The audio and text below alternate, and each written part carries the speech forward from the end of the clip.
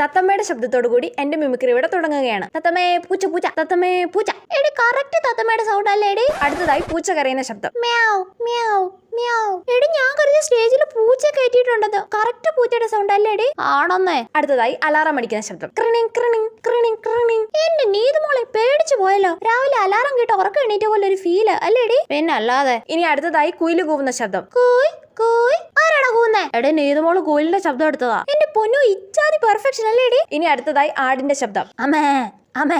ശോ നീതുമോക്ക് ഇത്രയും കഴിവുണ്ടായിരുന്നോടി? ഞാനും എപ്പോഴാ അറിയുന്നേ. മിമിക്രിക്ക് ഇവളുടെ പേര് കൊടുക്കണ്ടായിരുന്നല്ലേടി? ഇനി അടുത്തതായി ഒച്ചിന്റെ ശബ്ദം. എന്താ എല്ലാരും നോക്കുന്നേ? ഒച്ചിന് ശബ്ദമില്ലല്ലോ. എന്റെ പൊന്നോ നീതുമോൾ ഒരു ഫണ്ണി ഗേൾ തന്നെ. ഇനി അടുത്തതായി ട്രെയിനിന്റെ ശബ്ദം.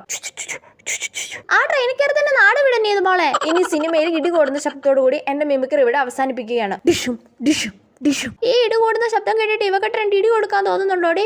ഉണ്ടടി.